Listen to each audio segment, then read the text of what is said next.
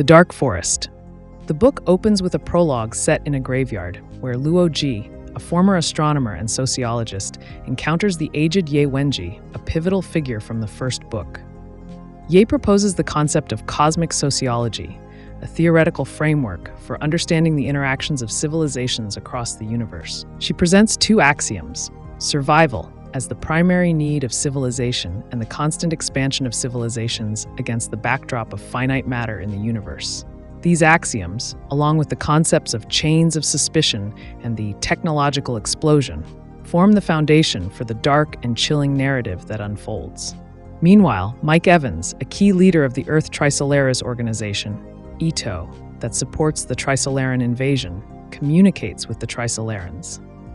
The conversation reveals the Trisolarans' inability to understand human deception due to their transparent thought processes. Evans realizes that the human ability to lie gives humanity a strategic advantage. As humanity grapples with the impending invasion, fear and despair give rise to escapism, the belief that fleeing the solar system is the only way to ensure the survival of human civilization. However, disputes arise over who should be chosen to escape, leading to the failure of international cooperation and the collapse of plans for a united space force. The UN eventually declares escapism illegal, condemning it as a crime against humanity. A Wallfacer project is initiated, selecting 4 individuals to devise secret strategies masked by deception to counter the Trisolaran threat. Luo Ji, chosen as a Wallfacer, is tasked with developing a secret plan to defeat the Trisolaran invasion. He is joined by 3 other Wallfacers: Frederick Tyler, former U.S. Secretary of Defense, Manuel Rey Diaz, the President of Venezuela, and Bill Hines, a renowned neuroscientist and former President of the EU. As the Wallfacers execute their plans, a parallel wallbreaker program is initiated by the Earth Trisolarans Organization, ETO, a group of human collaborators with the Trisolarans. Wallbreakers are assigned to each Wallfacer, aided by the Sophons, to meticulously analyze the Wallfacers' actions and expose their true intentions. The ETO, initially abandoned by the Trisolarans due to their opaque thinking, is brought back into the fold to help counter the Wallfacer threat. Luo Ji initially uses his position to indulge in a life of luxury and escapism, seemingly shirking his responsibilities. He requests a secluded estate and indulges in a hedonistic lifestyle, much to the chagrin of his liaison, Kent, and his security chief, Shi Qiang. However, Luo Ji is actually deeply engaged in thought, pondering the axioms of cosmic sociology and the nature of interstellar conflict. As the Wallfacers begin their work, their diverse personalities and ideologies clash.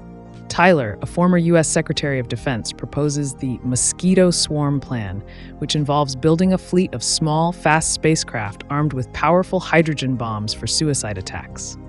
Rey Diaz, the President of Venezuela, advocates for the development of massive hydrogen bombs capable of destroying entire planets. Hines, a renowned neuroscientist, seeks to enhance human intelligence through technological advancements. Each Wallfacer encounters unique challenges and setbacks. Tyler's plan is deemed impractical, and his search for volunteer pilots fails, leading him to despair and ultimately suicide. Rey Diaz's obsession with superweapons leads to accusations of warmongering and his eventual assassination by his own people. Hines's research yields the mental seal, a technology capable of implanting unshakable beliefs into human minds. This discovery is met with widespread fear and ethical concerns, and its use is restricted to the space forces. As the Trisolaran threat intensifies and the world descends into despair, Luo Ji experiences a profound personal tragedy. Zhuang Yan, a young woman who embodies his ideal of feminine perfection, enters his life as his assistant. He falls deeply in love with her, and they have a child, Xia. However, their idyllic life is shattered when the PDC, desperate to motivate Luo Ji, separates him from his family and sends them into hibernation. Driven by grief and a newfound determination, Luo Ji finally grasps the true implications of cosmic sociology and the dark forest theory. He realizes that the universe is a hostile environment where civilizations are like hunters, stalking through a dark forest, eliminating any other life they encounter out of fear and suspicion. Fearing exposure, civilizations must preemptively eliminating any potential threats. Humanity, having revealed its existence through its communication with Trisolarans, is now a target. Luo Ji devises a spell, a message containing the location of a distant star system. Using the sun as an amplifier, he broadcasts this message into the cosmos, effectively marking that star system for destruction by any hostile civilization that receives it. This act attracts the attention of Trisolarans, who attempts to assassinate Luo Ji, fearing the potential consequences of his actions. Years pass, and humanity witnesses the emergence of advanced technologies, including the space elevator and controlled nuclear fusion. The space fleets become independent entities, and Zhang Beihai, a former naval officer and political commissar, rises to prominence. Driven by a belief in the inevitability of human defeat, Zhang Beihai orchestrates the defection of the powerful starship Natural Selection, hoping to preserve a seed of human civilization. Meanwhile, humanity intercepts a Trisolaran probe, the droplet, believing it to be a symbol of peace. However, the droplet unleashes a devastating attack, annihilating the combined fleet of Earth's space forces. In the aftermath, the world descends into chaos and despair, and escapism resurges. Zhang Beihai's fleet, now known as Starship Earth, escapes into deep space, leaving behind a dying world. Luo Ji, awakened from hibernation after nearly 2 centuries, finds himself in a vastly changed world. He learns of the droplet's attack and the destruction of the fleet, and he realizes that his spell has worked. The star system he marked for destruction has been annihilated. He now possesses the key to human survival.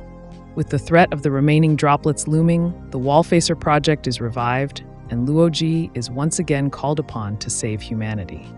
He refuses to reveal the secret of his spell, demanding the release of his family and a return to a normal life.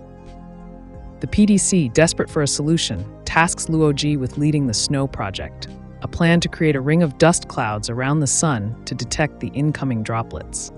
This would be achieved by placing thousands of hydrogen bombs in solar orbit surrounded by oil film. If detonated, they would create numerous dust clouds around the sun. However, the project is met with indifference and eventually abandoned due to its immense cost and the resurgence of escapism. Luo Ji, ostracized and disillusioned, is expelled from his hibernator settlement. He wanders through the devastated landscape, seeking solace in the memories of his lost love and child. He eventually reaches the graveyard where he first met Ye Wenji and begins to dig his own grave. Facing the bleak reality of humanity's impending doom, Luo Ji decides to make a final stand. He activates a cradle system, a device linked to his vital signs that controls the detonation of the remaining stellar hydrogen bombs used in the Snow Project. However, Luo Ji has encoded a message into the bombs that will cause the sun to flicker precisely. He then broadcasts a message to Trisolarans, threatening to expose their location to the universe if they do not halt their invasion. Trisolarans, fearing the consequences of exposure, accedes to Luo Ji's demands. The droplet ceases its transmissions, the remaining droplets are diverted, and the Trisolaran fleet is ordered to change course and leave the solar system. Humanity is saved, but at a heavy cost. The world is left scarred and broken, and the future remains uncertain. Luo Ji, having fulfilled his duty as a Wallfacer, is finally reunited with his family. The book ends with Luo Ji and his family visiting a newly constructed gravitational wave antenna, a symbol of humanity's continued efforts to reach out to the cosmos. A Trisolaran observer appears and expresses hope that the seeds of love might exist elsewhere in the universe. Luo Ji responds with a dream that one day, the dark forest of the universe will be illuminated by the light of a new dawn.